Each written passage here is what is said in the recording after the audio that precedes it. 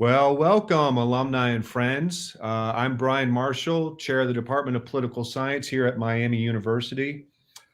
This is our third webinar on the 2024 elections.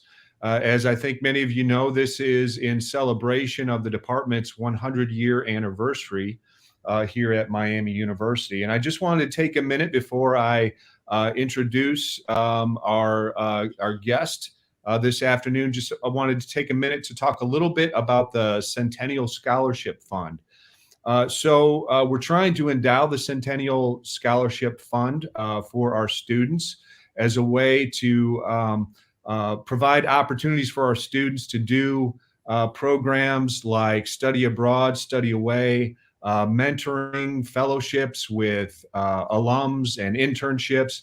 All of these kinds of experiences are so incredibly important to our students. And so please, if you're thinking about maybe honoring a professor that you had here at Miami, or the time you were here at Miami, or the sets of experiences and people and relationships that you've developed while here at Miami, please consider the Political Science Centennial Fund, okay?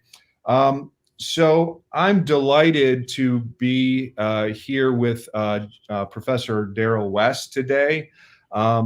Professor West has very strong roots in the Miami community. So he's been a champion for the Department of Political Science and a champion for Miami University for many, many years. His roots are long here at Miami. So Darrell grew up in the family farm close to the Oxford area, I think Preble County.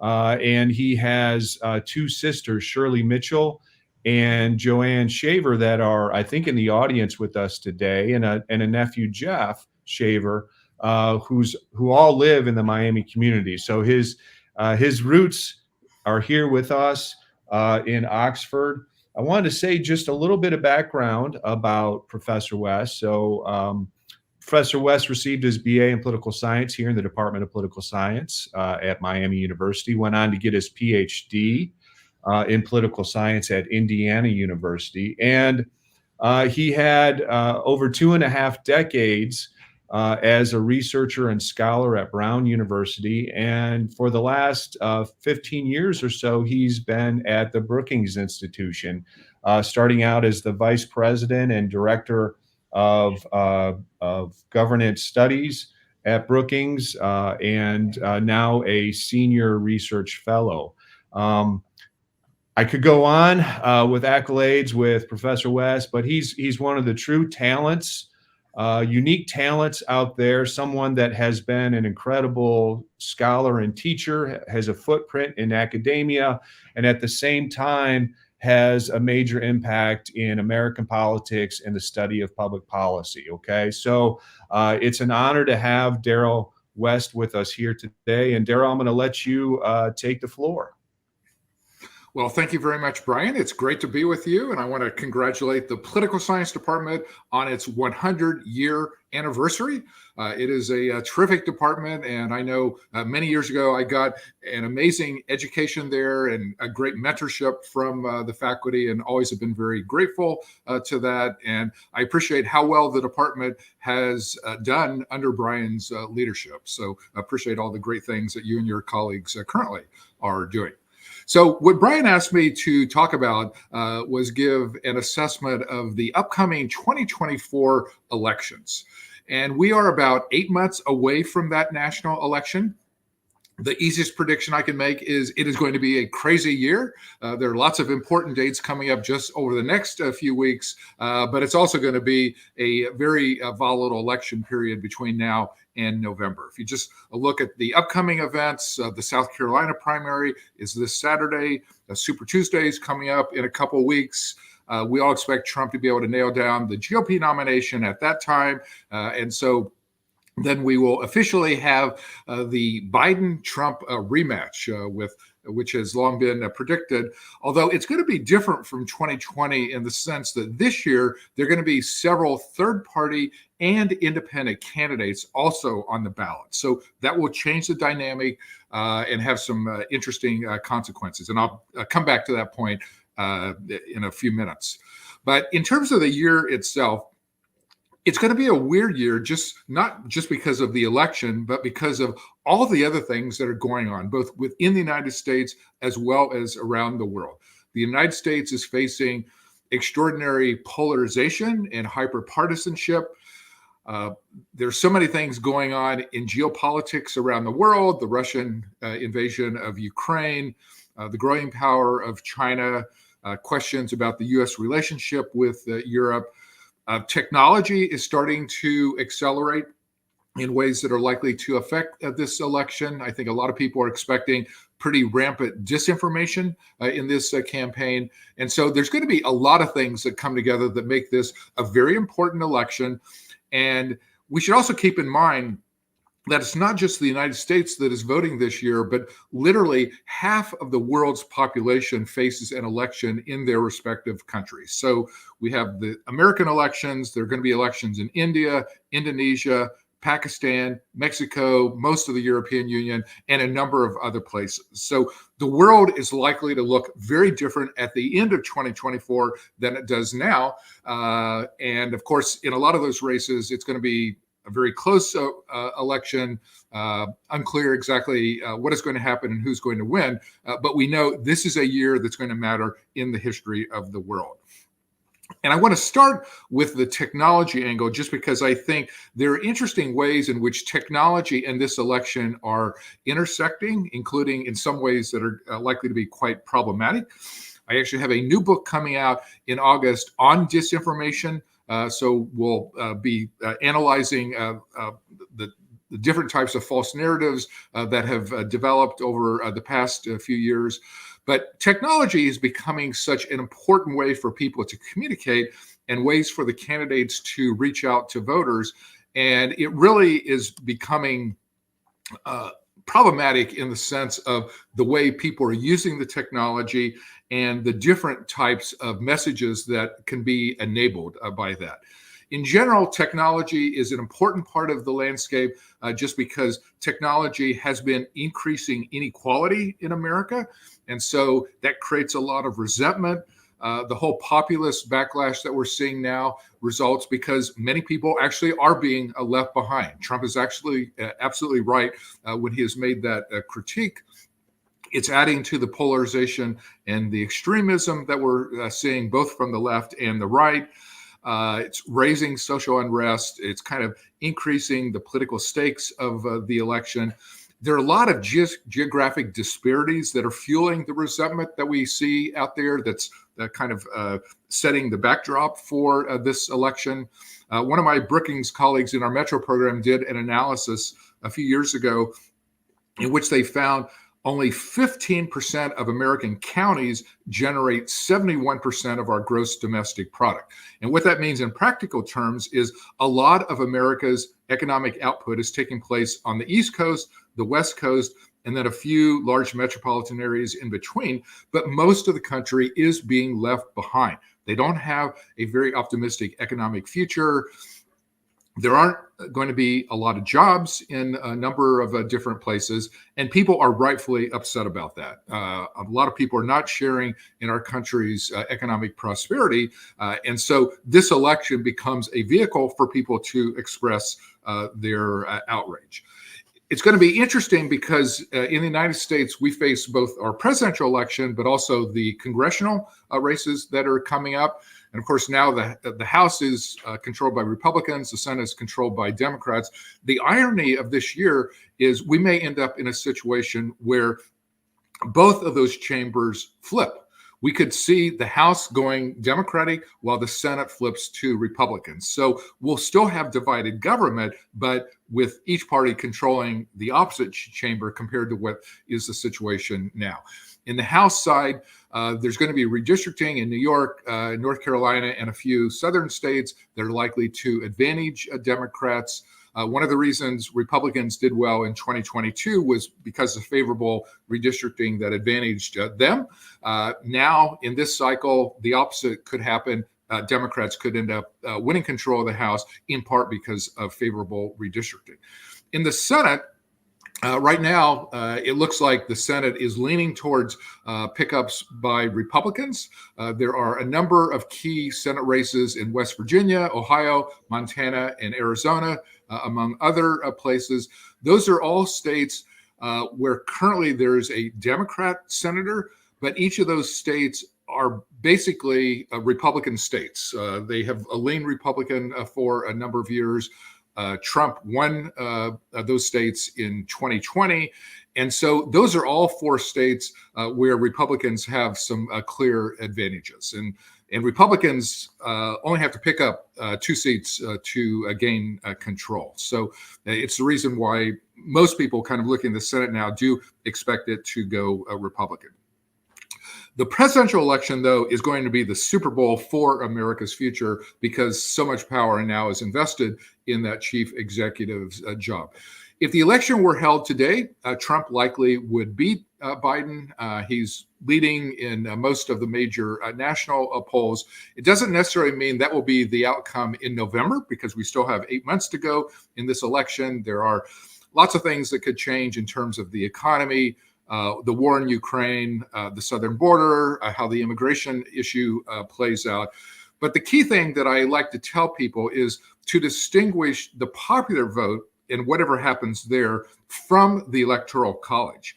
Because keep in mind, Trump lost the popular vote in 2016 and in 2020. And I think there's a good chance he may end up losing the popular vote in 2024, but it doesn't mean he is going to lose the Electoral College because there are 6 key states that are very competitive right now in terms of the Electoral College. That would be Arizona, Georgia, Nevada, Wisconsin, Michigan, and Pennsylvania. Like that is where the presidential election is going to be decided. All those states are pretty close right now, so any one of them could go in either direction, either in Biden's favor or in Trump's direction. But I think the biggest wild card in this general election really is going to be the third parties, because what distinguishes this year from 2020 is really the presence of several individuals who actually could tilt the election either in favor of Biden or Trump. So we have Robert Kennedy Jr., who is running as an independent candidate, Cornel West, who's running as an independent candidate, Jill Stein, who's running on the Green Party ballot, and then there's a No Labels organization that may have their own nominee. So we have like 4 individuals who have particular niches out there, and where they run strong and where they pull votes from could decide whether Biden or Trump ends up winning this election. So, for example, take the case of Robert Kennedy Jr. I think the interesting case is whether people see him as a Kennedy, and if that happens, he's going to pull votes definitely away from Biden, or whether he is somebody who is campaigned against COVID vaccinations and other vaccinations. If people see him as an anti-vaccine candidate, he could actually end up hurting Trump more. And so the interesting thing about Kennedy is how people are going to see him, how he gets defined, how he campaigns. And if he's seen as a Kennedy, he hurts Biden. If he's seen as an anti-vaxxer, he will end up hurting Trump. So that is a major wild card to watch over the next 8 months in terms of how his candidates. Cornel West is an ultra-liberal African-American candidate. And so the question there is he going to hurt Biden among African-Americans? In most presidential elections over the last few decades, the Democratic presidential nominee has gotten at least 90% of the black vote. And that was true for Biden in the last campaign. If even a small number of African Americans end up voting for Cornel West as opposed to Joe Biden, that would be enough right there to tilt the election in favor of Donald Trump. Jill Stein is running on the Green Party ballot, so she will be an environmental candidate. Again, the better that she does, the more likely she is to hurt Biden. And then the No Labels candidate is unpredictable because we don't know who that nominee is going to be. We don't know, are they going to put up a past Republican, which could hurt Trump, or will they put a past Democrat, which would hurt Biden? There'd been early speculation that Senator Joe Manchin, a Democrat from West Virginia, could end up being their nominee, but he has since said he is not going to do that. He's not going to run for president. He will not be the no labels nominee. And so he would have been someone who likely would have hurt Biden more than Trump, because he has been a Democrat for most of his life. So we don't really know how the no labels candidacy will play out, just because we don't know who that nominee will be. But when you kind of take all four of those possibilities together, Robert Kennedy Jr., Cornel West, Jill Stein, and a possible no labels nominee, like those are the four people who are going to decide whether Biden or Trump wins, depending on where they run strong, who they hurt more, Trump or Biden. And so those are really, I think, the most important things to watch in the coming months. I want to come back to the tech theme, because I do think that we're likely to have a different kind of election due to the new AI-based communications tools that we're already seeing. We're likely to see a lot of fake videos and audio tapes in this election. We actually already are seeing that. That's likely to accelerate in coming months. For example, with the Republican nomination, there are people who have put Nikki Haley's head on the body of a naked woman to embarrass her and to shame her, even though obviously it's not her. But those images often go viral. They can be seen by hundreds of thousands of people, if not millions of people, and it can create problems for the candidate if you are the object of that fakery. I could easily envision a number of fake videotapes or fake audio tapes that are designed to hurt Biden or designed to hurt Trump. And so what I like to tell people, kind of in anticipation of our book coming out in August that's going to analyze these types of things, voters need to be on guard this year. There's going to be a lot of fake information out there, a lot of disinformation. It's going to be very problematic. And people should also understand that the risk of foreign intervention in our American election actually is quite high this year. This is an election that is seen as very high stakes for many countries around the world, because what happens in the United States makes such a difference for what happens elsewhere. Some of the countries that have very advanced technological capability actually already have a preferred candidate. Putin clearly wants Trump to win, because Putin cannot beat Ukraine on the battlefield, although they've had some victories lately. But Putin can win the Ukraine war if Americans don't elect leaders who want to send U.S. money to Ukraine. And Trump obviously has been very critical of U.S. military assistance to Ukraine. He is likely to either dramatically scale back or perhaps even eliminate American funding for Ukraine if he is the president.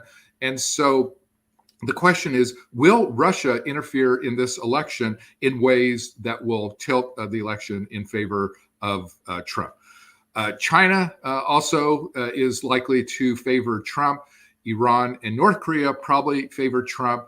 The Saudis are likely to favor Trump. So the risk of foreign intervention is actually quite high because all these countries know they can actually achieve a number of their own foreign policy objectives if they can get sympathetic candidates elected in the United States. And so the problem that we're going to face in 2024 is there are bad incentives both for domestic and foreign entities to spread false stories and to try and win the election that way. One of the challenges, I think, of this particular election year is, I mentioned at the beginning, we're expecting this to be a close presidential election. You know, this could be an election that comes down to 50,000 votes in 3 or 4 states, in part because of the Electoral College. And so when we think about disinformation working and possibly deciding this election, it doesn't mean that disinformation is going to be effective with the vast majority of Americans. I'm completely optimistic most Americans are going to be able to see through the false narratives that are likely to pop up this year. They will recognize fake videos as fake videos and not be subject to them. But disinformation in this particular close election could be decisive by affecting a relatively small number of votes. In a close race in Arizona and Georgia, for example, you don't have to affect very many people in order to win the presidency. And in fact, if you're a country like Russia that wants Trump to win, you don't even have to get people to vote for Trump.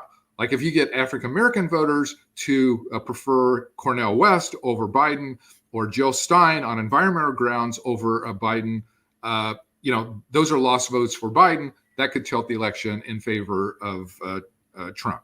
The same logic could apply in terms of Robert Kennedy Jr., depending on how people see him and his name and the issue stances that he has taken.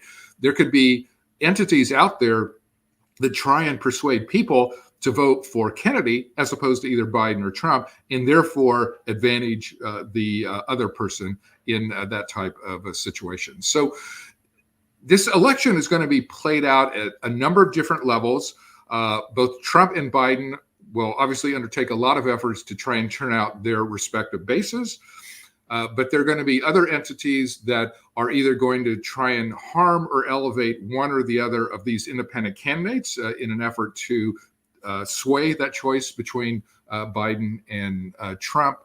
We have a very small undecided vote in this election, so it's not going to be a big persuasion election.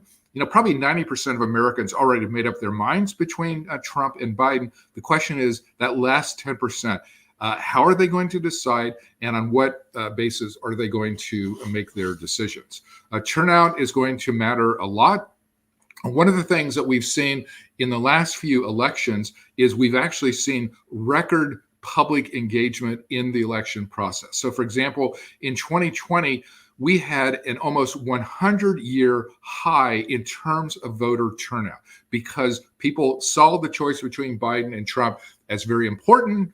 Conservatives obviously felt a very strong stake in the outcome of that election, as did liberals. And so people across the political spectrum turned out to vote, and we saw a big voter turnout as a result of that.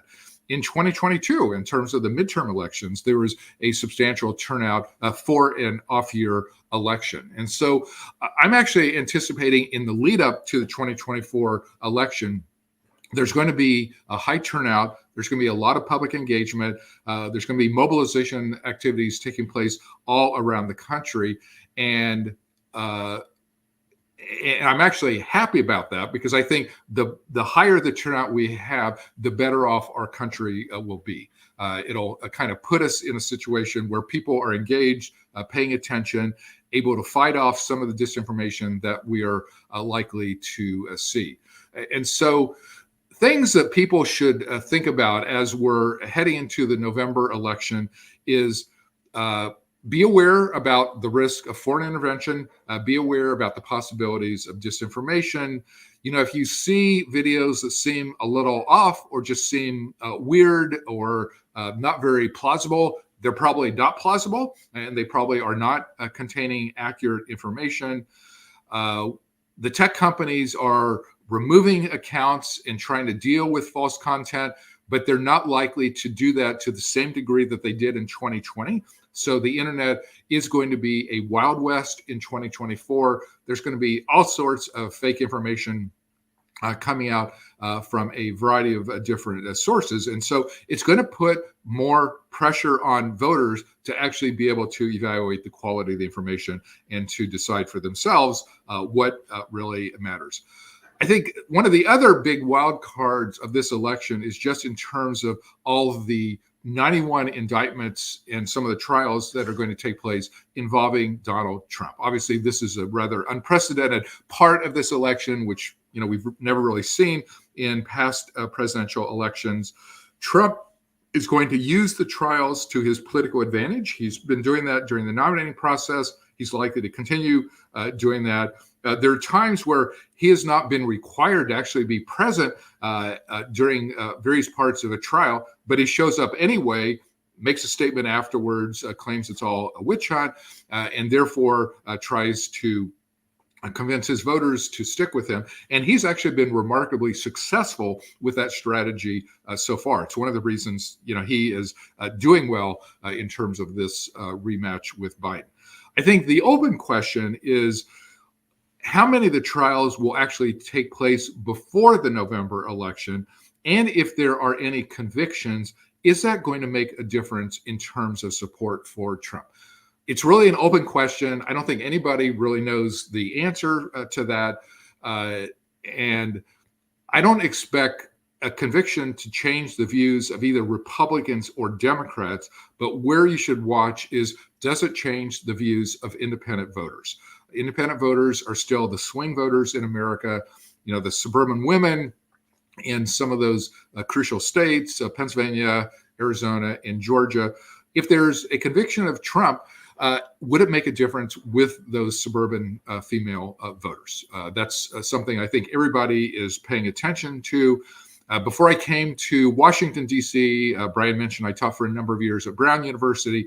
We actually had a mayor named Buddy Cianci who actually provides a test case of this. As when he was mayor, he was indicted on corruption charges and ultimately was convicted and spent several years in a federal prison.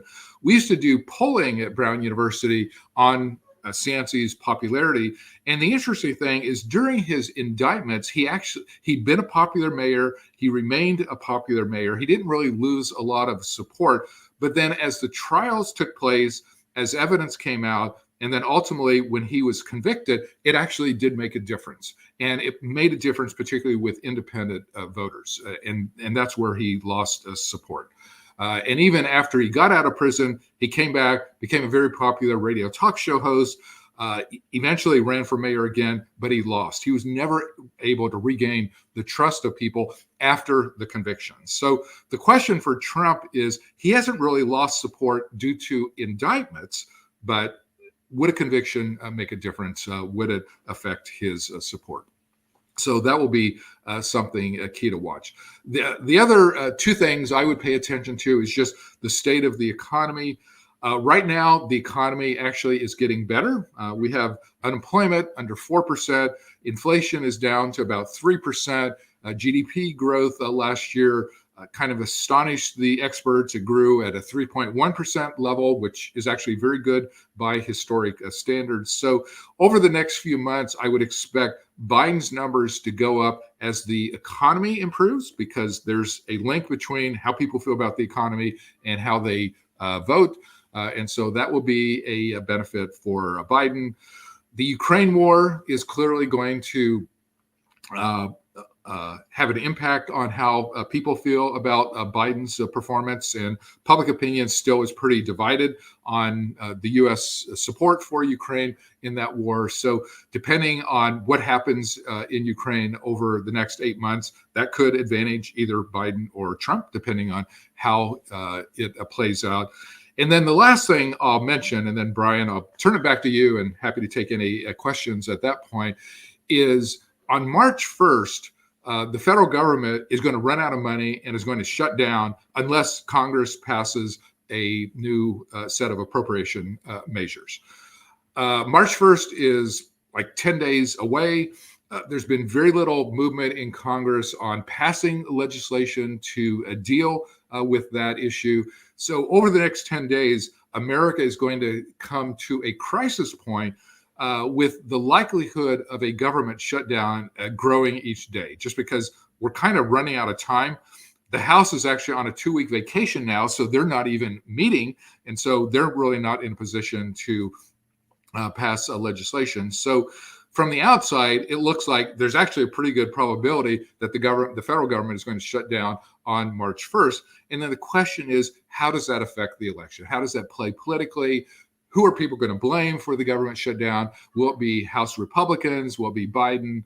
It becomes kind of uncertain how that kind of issue is going to play politically. So I started the talk by predicting this is going to be a wild year. There's going to be a lot of volatility. Even in the coming months, there's likely to be a lot of craziness associated with Ukraine, the economy, the southern border, how immigration plays out. this possible government shutdown in March, and then all the Trump indictments and the trials that will take place. So it will be an important year, regardless of how all those years turn out.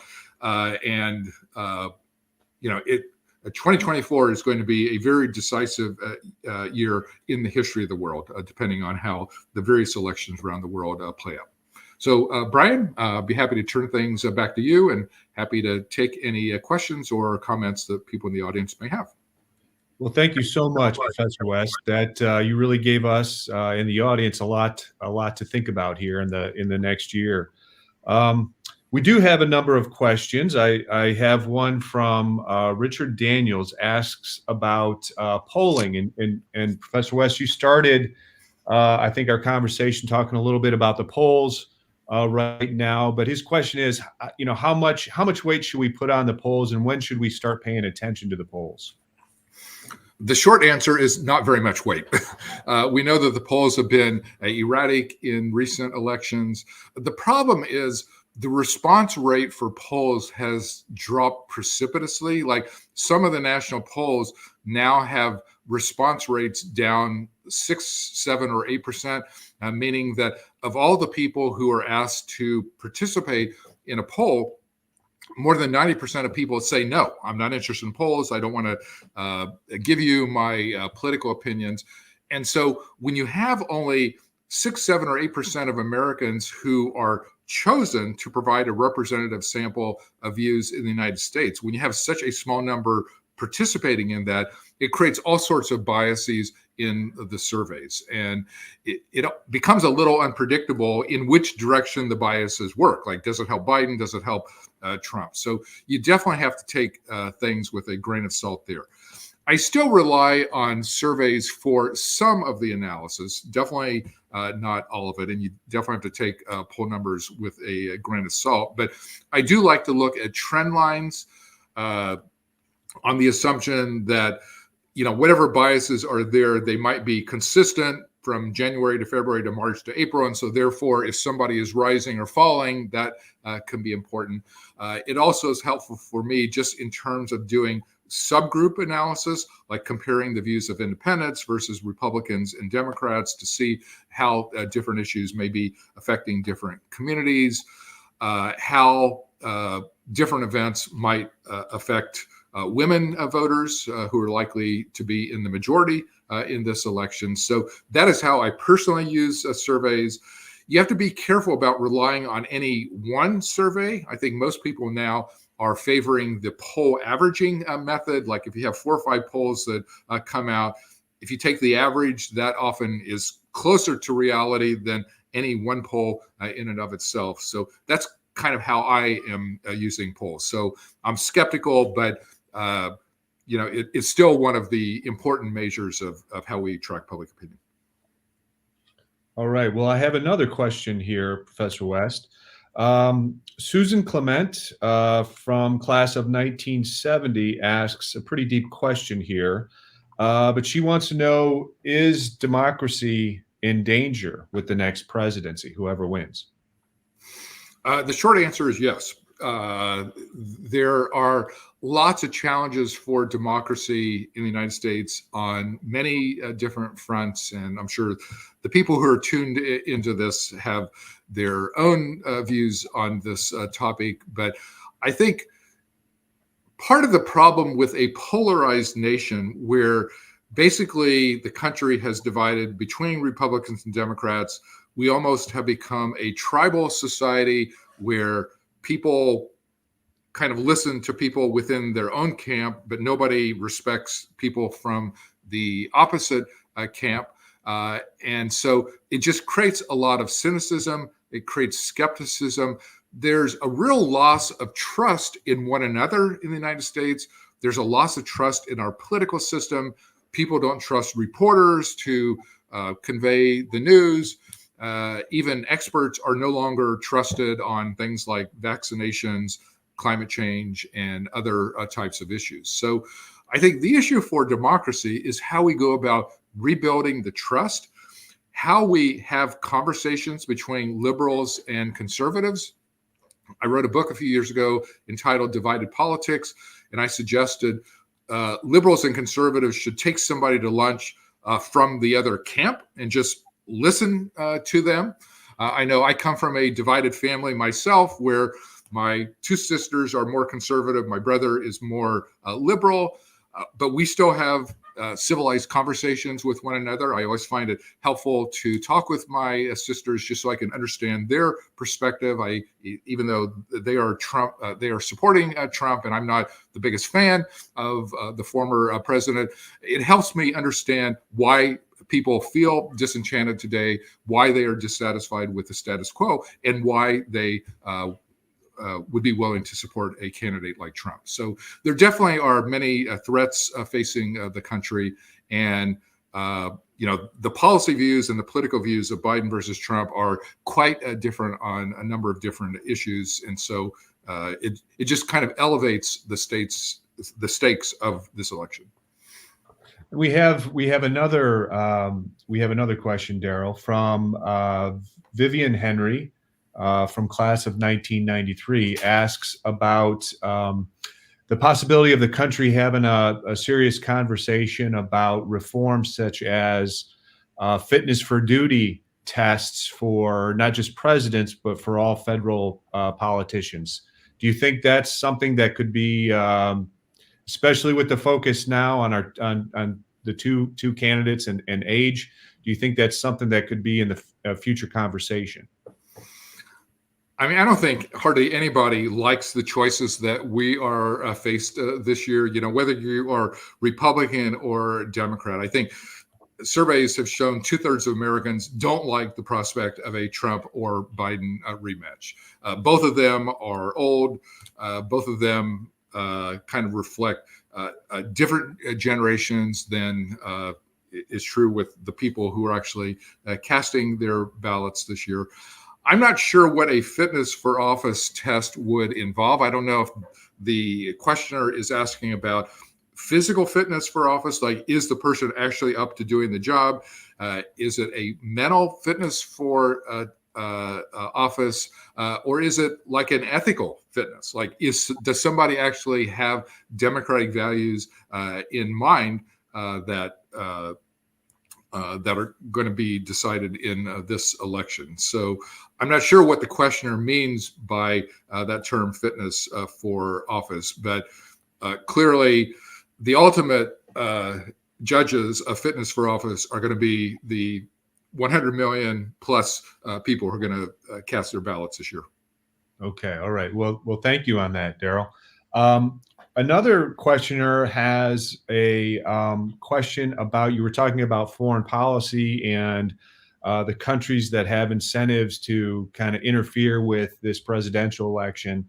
One of the questions that came in is about how will Israel play into the election? So how do you see that kind of big foreign policy issue with the conflict with Israel and Gaza right now going on? How do you see that impacting the election? I mean, that's definitely part of the constellation of foreign policy issues, Russia, Ukraine, China, Israel, and Hamas, that will be important in this election. And, that war has been very polarizing within the United States. And, everybody has their own view of what happened there. Where it could be decisive in this election is in the state of Michigan, though, because of the 6 states that I listed at the beginning as the likely battleground states for the Electoral College where this presidential election ultimately will be decided, Michigan is one of those 6 states. People may not realize it, but Michigan is the U.S. state that has the highest percentage of Arab American citizens. And obviously, they are quite upset with Biden's conduct of this war, the fact that he has sided with Israel, America's providing so much military assistance for Israel. And we already know that many of those Arab Americans are fed up with Biden.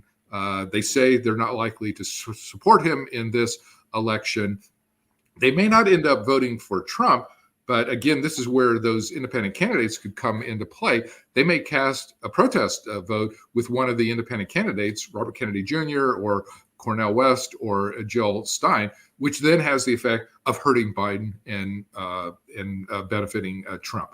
Although they should also think about, what the next president will do on this issue, because all those voters who are upset with Biden getting close with Israel, well, Trump was even closer with Israel when he was president. He moved the U.S. embassy to Jerusalem without getting any concessions from the Israeli government. So it'll be interesting how that whole issue plays out. But really, the place to watch is Michigan and Arab American voters, because that's the one state where that community is very well represented. And since Michigan is expected to be a very close contest, even if Biden loses 20,000 votes from Arab Americans in that state, that could be decisive in terms of the overall outcome. Very, very interesting. Very interesting. And we have another question rolling in online from one of our listeners. David asks about Hunter Biden's business dealings, and do you see that as having a domestic impact on the presidential race? There obviously has been a lot of media attention devoted to that, and that's part of the Republican basis for possibly impeaching Joe Biden. There's been efforts in the House to move in that direction, and the House actually has voted to authorize the initiation of that type of probe. This week, James Biden, who's Joe Biden's brother, is going to be questioned by House Republicans. And then I think next week, or maybe the week afterwards, Hunter Biden himself will be appearing before the House to testify. So we will know a lot more in terms of how that issue plays out. I personally have not found the factual basis of the accusations about Biden corruption not to be as strong as one would imagine for a possible impeachment. I mean, just this week, one of the lead witnesses that Republicans have cited in favor of their argument that the Biden family has been corrupt, they got all this money from Ukraine, that figure who Republicans have been counting on was just indicted for lying to the FBI. And as part of the indictment, basically he admitted that a lot of his information came from Russian intelligence sources. So to me, that really undermines the Republican impeachment effort against Biden and some of the accusations that have been leveled against Hunter Biden. Hunter Biden clearly had huge personal problems, cocaine addiction, breaking up his marriage, and all sorts of things like that. But that's not the same as basically saying Joe Biden benefited financially from those foreign governments. All right. I think I have one more here, Professor West. So from one of our audience members, James McNamee from class of 1962, thinking about the future of elections, asks, how can we get better candidates in the future? So do you see any kinds of changes maybe on the horizon that you could see as a way of the American people making inroads in terms of some of these kind of, it seems like, consistent issues that we have with our choices in elections over the years? I applaud that question, and I agree 100% with the individual who asked that question. We need much better candidates. We need people from all sorts of backgrounds to come forward. When I talk with audiences, I encourage people to be politically active, to run for office, to support the candidates that they prefer, to write letters to the editor, to kind of do all the things that we need to have done. My personal view is the more people are engaged, I think the better off the country is going to be. It's hard to know how we can actually encourage more people to run, given the high polarization and the extremism and the hyperpartisanship that we face. The media environment is terrible. Whenever someone goes out, they get attacked for expressing their point of view. So it's kind of an ugly public situation, and you can easily see why people don't want to run for public office and see that it's a terrible job and they can't accomplish very much. But we need good people in government. My particular worry is with young people. There are a lot of young people who are turned off of politics. You know, they've grown up in a period where there's been a lot of turmoil within the United States. And at Brown University, I had a lot of students who wanted to do community service, but relatively few students who wanted to do public service, meaning they didn't want to work for a federal agency. They didn't want to run for office. They didn't want to go to Congress. And I understand why they felt that way. But those are exactly the people who we need to get into public service. So I definitely encourage any of the people who are watching this to get involved in politics. It doesn't always have to be getting involved at the national level. Like, there are a lot of important issues being decided in school boards now. So running for school board can be part of it. Running for your local city council, being a township trustee. Like, there's a whole range of opportunities available at the state and local level. Not everybody has to be engaged nationally, but there are a lot of important issues that are now being resolved at the local level. So definitely encourage people to get involved there. Darrell, if it's okay, we have just one more that rolled in, I think is really interesting right now. Do you think that Nikki Haley's strategy is to basically stay in the race in case there's a legal issue that really trips up Trump, or what's her strategy? You think she'll stay in the race for quite a bit longer? What do you think? What do you think about her strategy? I mean, she says that she is intent on staying in the race until the last vote is counted. And if you take that literally, like, the last primary is in June, so that would suggest she's going to be in at least for the next few months. But there also been intimations she might stay in as long as the conventions, which take place this summer. And I think what she Trump has the votes to get the nomination, but what she is wondering is, what is going to be the impact of the indictments? What if there's a conviction? Is that going to erode public support for him? You know, what if either Trump or Biden have a health-related issue? Would that undermine support for either one of their candidacies? And I think she feels like if she stays in the race and any of those things pop up as problems for Trump, she would be the beneficiary because she's the last candidate standing. So I think that's her entire strategy. Like, you know, she's not going to be the nominee unless something catastrophic happens. Okay. All right.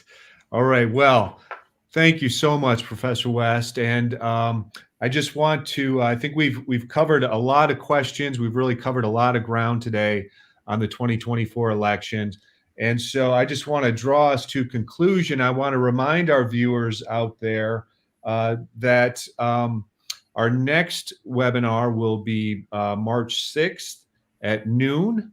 Okay, and we'll have Dr. Monica Schneider with us at that March 6th webinar. She'll be here to talk about disability, politics, gender, and race, and what to look at, what to look for in the 2024 elections. Professor West, thank you again so much for joining us. Alumni in the audience, thank you for being with us. And I just want to thank everybody for being involved in our programming. So we very much appreciate that. And I look forward to seeing you all next time. Love and honor.